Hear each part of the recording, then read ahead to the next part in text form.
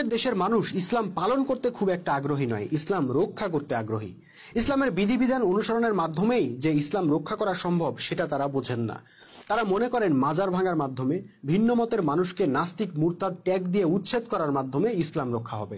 ভাই, মুসলমানদের মধ্যে এখন হাজার হাজার দল, উপদল, ফেরকা, তরিকা, মতবাদ। এক ফেরকার সাথে আরেক ফেরকার প্রচুর মতভেদ আছে। আজকে যদি এই সকল ফেরকার লোকদেরকে নিয়ে একটা কনফারেন্স করা হয় এবং সবাইকে এক রাকাত নামাজ কিভাবে পড়া হবে শুধুমাত্র এতটুকু বিষয়ে একমত হইতে বলা হয়, তারা এক রাকাত নামাজ পড়ার পদ্ধতি নিয়েও একমত হইতে পারবেন না। ভাইজান, আমরা হইলাম সেই জনগোষ্ঠী যারা নামাজে আমিন জোরে হবে নাকি আসতে হবে তা নিয়ে মারামারি করতেও বাদ রাখি নাই। এখন আপনি যদি বলেন আপনার মতের সাথে যাদের মত মিলবে না তারা কাফের, তারা মুরতাদ, তারা নাস্তিক ইত্যাদি, তাইলে তো ভাই 90% মুসলমানকেই আপনি মুরতাদ বলে দিবেন। এখন কি এই 90% মুসলমানকে আপনি কতল করবেন? তাদের বাড়িঘরে হামলা করবেন? তাদের মসজিদ গুড়িয়ে দিবেন?